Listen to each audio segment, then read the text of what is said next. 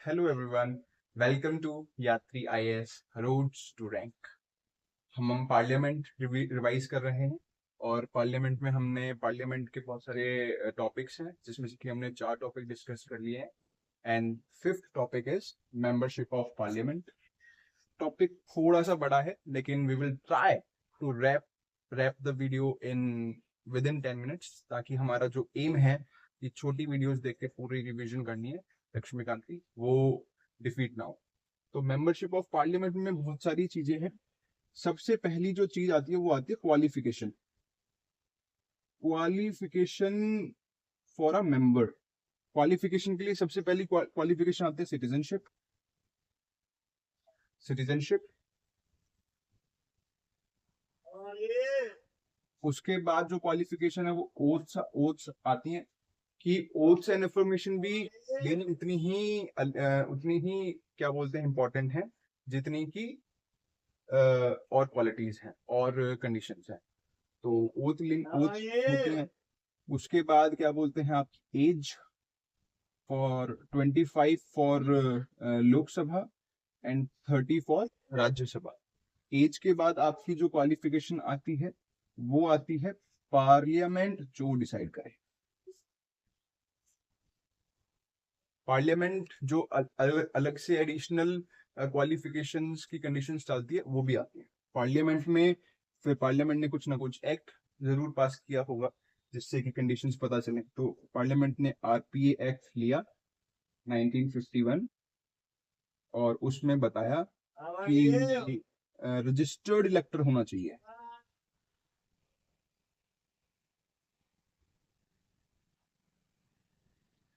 तो जो क्या बोलते हैं पार्लियामेंट में आरपी एक्ट के थ्रू जो एक कंडीशन आई, एक और कंडीशन आई, वो ये है कि जिस पार्लियामेंट्री कॉन्स्टिट्यूंसी से इलेक्शन लड़ा जा रहा है उसका अंदर उसी कॉन्स्टिट्यूंसी का registered that person should be registered as an elector. ठीक है, तो ये कंडीशन ना दोनों के लिए थी, लोकसभा के लिए भी थी, राज्यसभा के लिए भी थी। लेकिन 2003 से this condition was dispensed with dispensed for Rajya Sabha. Rajya Sabha के लिए ये कंडीशन अब नहीं है। ठीक है, बिकॉज राज्यसभा का जो रिप्रेजेंटेशन है it is representing union and states. ठीक है, तो वहां पर इस कंडीशन को हटा दिया गया और 2006 में सुप्रीम कोर्ट ने भी इसको वैलिडेट कर दिया था। तो ये जो कंडीशन है ये दोनों के लिए थी पहले, लेकिन अब सिर्फ लोकसभा क्वालिफिकेशंस के बाद आती है डिसक्वालिफिकेशंस।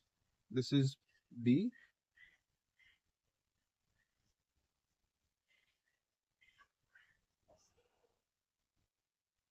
डिसक्वालिफिकेशंस भी होती हैं मेंबर्स की।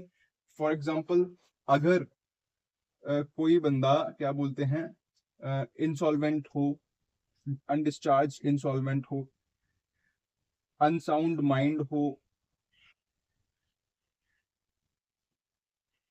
ऑलराइट, अनसाउंड माइंड हो, और एक सबसे पहली जो होती है इंसॉल्वेंट, सबसे पहली होती है ऑफिस ऑफ प्रॉफिट।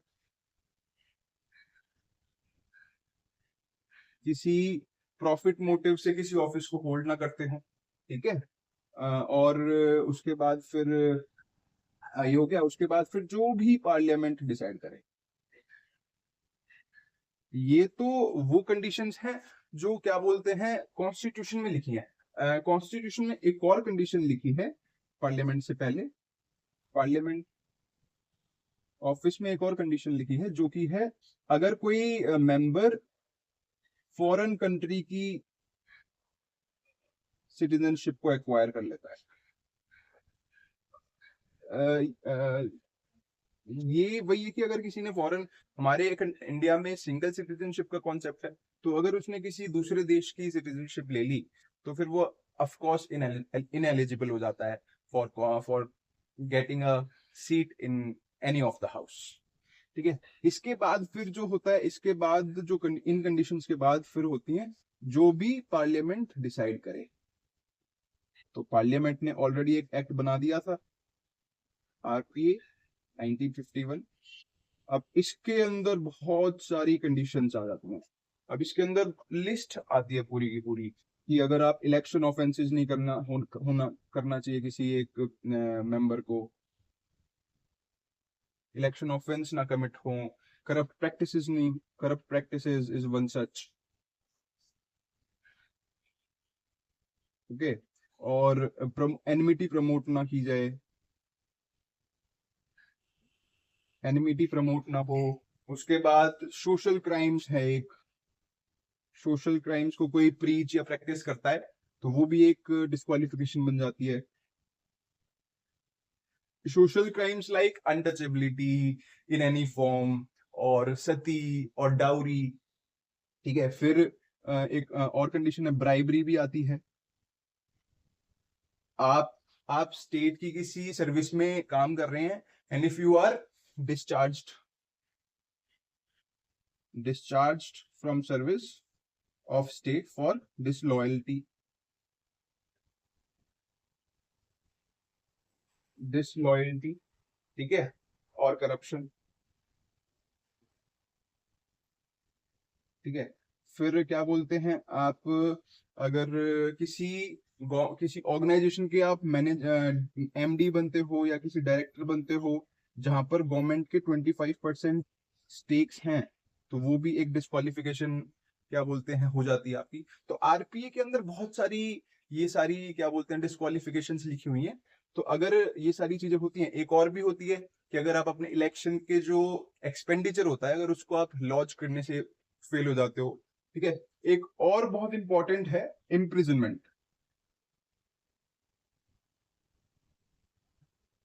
अगर किसी बंदे को इम्प्रिजनमेंट हो जाए मोर देन 2 इयर्स, तो वो भी डिस्क्वालिफाइड हो जाता है। हाँ, लेकिन यहाँ पर एक कैच है, यहाँ वो कैच ये है कि अगर आप प्रिवेंटिव प्रिवेंटिव डिटेंशन अगर आप प्रिवेंटिव डिटेंशन के अंडर अरेस्ट होते हो, ठीक है, और आपको डिटेंशन सेंटर में रखा जाता है, तो वो डिस्क्वालिफिकेशन की कंडीशन नहीं है। तो ये एक कैच है, और तो बहुत सारी डिस्क्वालिफिकेशन है, ऑलमोस्ट हमने सारी डिस्कस कर ली है, और आपकी स्क्रीन पर भी आ जाएंगी, तो वो आप देख लीजिए। ठीक है, तो ये हो गया बी पार्ट। यहाँ अच्छा, हाँ, इसके बाद एक और चीज आती है डिस्क्वालिफिकेशन में। डिस्क्वालिफिकेशन में कॉन्स्टिट्यूशन, अगर कोई बंदा डिस्क्वालिफाइड,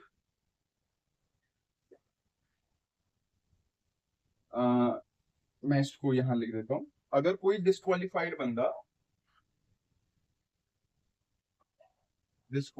पर्सन इलेक्ट हो जाए, इलेक्शन में जीत जाए, लेकिन वो डिस्क्वालिफाइड है, तो फिर क्या किया जाए। कॉन्स्टिट्यूशन इस इलेक्शन को वॉइड करने के लिए वो कुछ भी नहीं बोलता। तो फिर आरपीए ने बोला, आरपीए एक्ट ने बोला कि ये काम हाई कोर्ट करेगा। High court will declare the election void. High court इसलिए क्योंकि सुप्रीम कोर्ट को रखा है अपीलेट कोर्ट है वो, कि आप अगर लेट सपोज हाई कोर्ट ने कोई जजमेंट पास किया, ठीक है, तो फिर आप अपील तो कर सकोगे एक जगह। तो इसलिए हाई कोर्ट को वो अथॉरिटी दी गई इन दिस केस। ऑलराइट, तो this was A was qualifications, B was disqualifications. Disqualification conditions जो कॉन्स्टिट्यूशन में और एक्ट में लिखी हैं वो तो हमने डिस्कस कर ली, लेकिन फिर एक अमेंडमेंट होता है, और उससे फिर आ जाता है 10th शेड्यूल ऐड किया जाता है, जो कि है एंटी, जिसको हम एंटी डिफेक्शन लॉ भी बोलते हैं।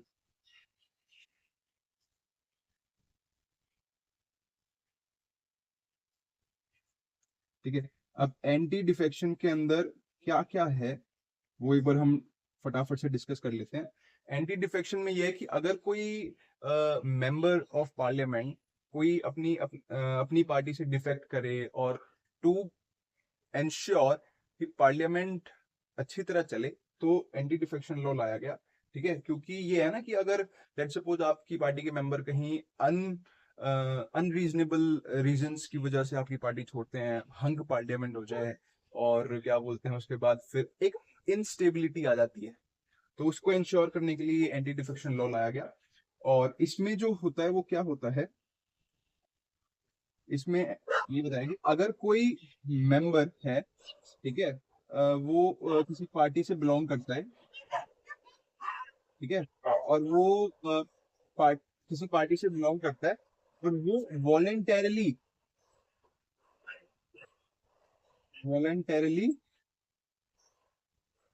गिव्स अप इट्स मेंबरशिप, अपनी मेंबरशिप उसने छोड़ दी वॉलेंटरली, तो फिर वो एक कंडीशन बन जाती है डिस्क्वालिफिकेशन की अंडर एंटी डिफेक्शन लॉ। ठीक है, फिर अगर कोई क्या बोलते हैं, एक ये हो गया, जैसे कि पार्टी की ना एक डायरेक्शन होती है, वो डायरेक्शंस इशू करते हैं कि हम इस बिल पर या इस ओपिनियन पे एक जैसा ही ओपिनियन रखेंगे सब।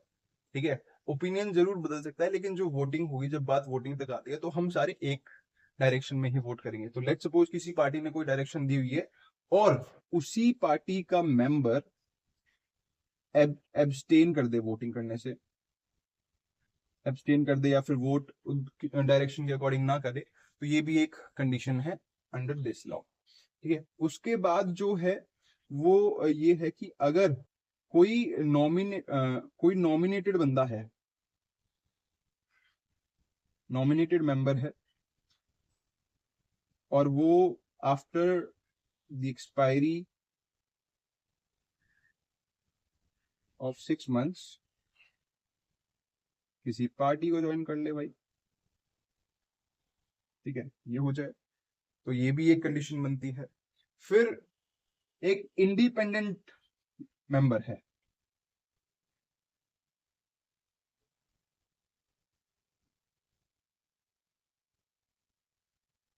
उसने निर्दलीय इलेक्शन लड़ा, वो जीत भी गया, और वो एमपी भी बन गया, he is an MP of parliament as well. लेकिन अब क्या बोला, अब उसको भाई कुछ वेस्टेड इंटरेस्ट दिखा और उसने किसी पार्टी को ज्वाइन कर लिया, तो ये भी एक कंडीशन बनती है फॉर डिस्क्वालिफिकेशन। ठीक है, अब एंटी डिफेक्शन लॉ और ये जो डिसीजंस होते हैं ना, वो सारे डिसीजंस लेता है प्रिसाइडिंग ऑफिसर। प्रिसाइडिंग ऑफिसर का मतलब है कि अगर लोकसभा की बात चल रही है तो स्पीकर होगा, और अगर राज्यसभा की बात चल रही है तो चेयरपर्सन होगा। तो ये डिसीजन प्रिसाइडिंग ऑफिसर लेता है, और प्रिसाइडिंग ऑफिसर का जो डिसीजन होता है वो फुल एंड फाइनल होता है। ठीक है, तो this is another disqualification through a law. ठीक है, ये now we are moving to third part, which is vacation of seats. अब वैकेशन ऑफ सीट्स में थोड़े सब टॉपिक्स हैं। पहला सब टॉपिक है डबल मेंबरशिप।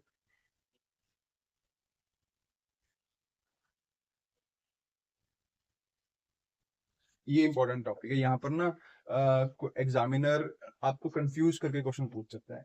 तो इसमें कुछ कंडीशंस है। डबल मेंबरशिप में क्या होता है, अगर आप लोकसभा प्लस राज्यसभा दोनों की सीट से इलेक्ट हो जाओ, तो आपको फिर दोनों के मेंबर तो नहीं बन सकते, आप किसी एक हाउस का मेंबर बनोगे आप।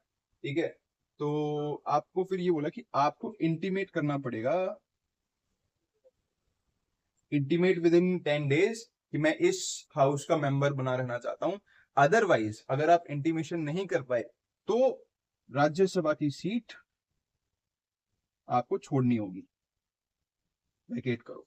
ठीक है, एक कंडीशन ये बनती है। दूसरी ये बनती है, अगर आप सिटिंग मेंबर हो किसी एक हाउस के, और आप किसी दूसरे हाउस अदर हाउस में इलेक्ट हो जाओ, अदर हाउस में आप इलेक्ट हो गए, तो अगेन आपको इंटीमेशन देनी होगी। अदरवाइज अदरवाइज मैं ऐसे फॉलो कर रहा हूं, अदरवाइज आपको आपकी जो फर्स्ट हाउस है जहां पर आप सिटिंग मेंबर थे, फर्स्ट हाउस में आपकी जो सीट है वो वैकेंट हो जाएगी। ऑलराइट, तीसरी कंडीशन डबल मेंबरशिप में आती है आपकी, कि अगर आप एक ही हाउस में 2 सीट जीत जाओ, विच इज ऑल्सो पॉसिबल। ठीक है, 2 सीट्स पे अगर आप जीत गए, तो अगेन आपको इंटीमेशन देनी होगी। अदरवाइज यहां पर अदरवाइज में आपकी दोनों सीट वैकेंट हो जाएंगी, इसलिए इंटीमेशन देनी होती है। इसके बाद एक और सिचुएशन ये बनती है कि अगर आप let suppose MP plus MLA दोनों की सीट पे इलेक्ट हो जाते हो तो इंटीमेशन देनी होगी, और अगर इंटीमेशन नहीं दे पाते हो, in otherwise case you will become the seat for MP will vacate, MP seat vacate हो जाएगी। तो एक ये डबल मेंबरशिप का कॉन्सेप्ट आता है इसके अंदर। उसके बाद जो आता है वो आता है कि रिजाइन, वैकेशन ऑफ सीट्स में ही एक और चीज आती है रेजिग्नेशन। रेजिग्नेशन में कुछ नहीं है, रेजिग्नेशन में ये है कि आप अगर रिजाइन करना चाहते हो तो अपने प्रिसाइडिंग ऑफिसर, स्पीकर या फिर चेयरपर्सन को अपना रेजिग्नेशन दीजिए। लेकिन कैच ये है कि जो आपका प्रिसाइडिंग ऑफिसर है, ही और she may not accept your resignation. अगर कुछ उन्हें फिशी लगता है, ठीक है, तो वो आपका रेजिग्नेशन एक्सेप्ट नहीं करेंगे, ठीक है। तो एक रेजिग्नेशन आता है, उसके बाद आता है क्या बोलते हैं, अगर आप absent हो, अगर आप for a straight period of 60 days अगर आप पार्लियामेंट में विदाउट परमिशन गए ही नहीं, तो फिर आपको अपनी सीट छोड़नी होगी। इसके अंदर एक कंडीशन ये है कि लेट सपोज एडजर्नमेंट और प्रोरोगेशन, हाउस और सिटिंग प्रोरोग और एडजर्न होती है, अगर 4 दिन से ज्यादा होती है, मोर देन 4 डेज होती है, तो वो वाले जो दिन होंगे ना, they are not counted in this period of 60 days, they are not counted. ये कंडीशन के तौर पे एग्जामिनर आपको कंफ्यूज करने के लिए पूछ सकते, ठीक है। तो ये रेजिग्नेशन हो गया, उसके बाद अब्सेंट हो गया, फिर बहुत सारे अदर कंडीशंस भी हैं कि लेट्स सपोज आपका इलेक्शन को डिक्लेयर कर दिया गया कि इट्स वॉइड, ठीक है। उसके बाद अगर आप प्रेसिडेंट नॉमिनेट हो जाते हो या फिर वाइस प्रेसिडेंट हो जाते हो, तो आप अपनी सीट को छोड़ देते हो। उसके बाद अगर आप गवर्नर किसी स्टेट के अपॉइंट हो जाते हो, तो आपको सीट छोड़नी पड़ती है। तो ये सारी इस वेकेशन ऑफ सीट्स में आती है। Two D oaths and affirmations,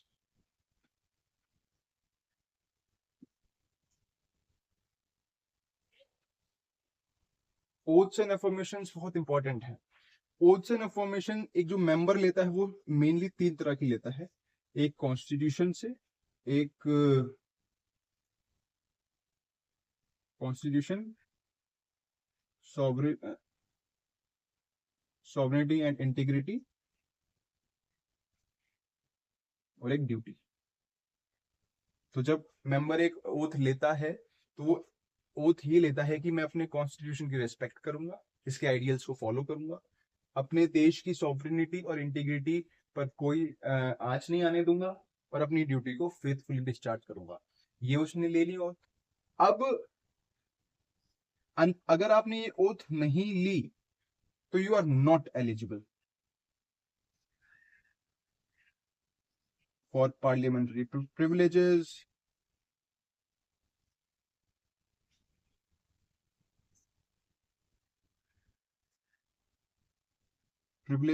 and immunities. और अगर आपने ओथ नहीं ली और फिर भी हाउस में जाके बैठ जाते हो तो आपके ऊपर पेनल्टी भी लगती है। तो ये हमारा डी में ओथ्स एंड अफर्मेशन। नेक्स्ट है इसी के अंदर की part which is salary and allowances.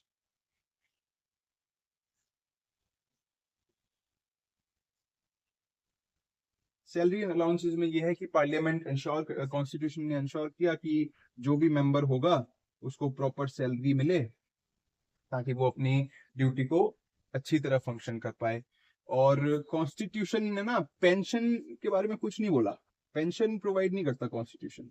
तो फिर पार्लियामेंट आया, पार्लियामेंट ने इंश्योर किया कि भाई हमारे जो मेंबर्स हैं उनको पेंशन भी दी जाए।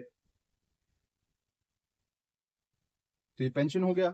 तो सैलरीज एंड अलाउंसेस में इतना ही है कि हमें ये नहीं देखना कि कितनी सैलरी मिलती है, कितना अलाउंस मिलता है, that is totally insignificant. A B C D and E, membership of parliament में इतने सारे सब टॉपिक्स हैं। ए के अंदर हमने क्वालिफिकेशंस देखी, क्या क्या क्वालिफिकेशंस हैं। बी के अंदर हमने डिस्क्वालिफिकेशंस देखी कि क्या क्या डिस्क्वालिफिकेशंस आ रही हैं। सी के अंदर हमने क्या बोलते हैं, बी के अंदर एंटी डिफेक्शन लॉ भी देखा few more conditions for disqualification हो जाती हैं। सी के अंदर हमने देखा vacation of seats, vacation of seats के अंदर डबल मेंबरशिप नहीं होता। अगर आप अब्सेंट हैं तो क्या बोलते हैं आपको सीट छोड़नी पड़ती है।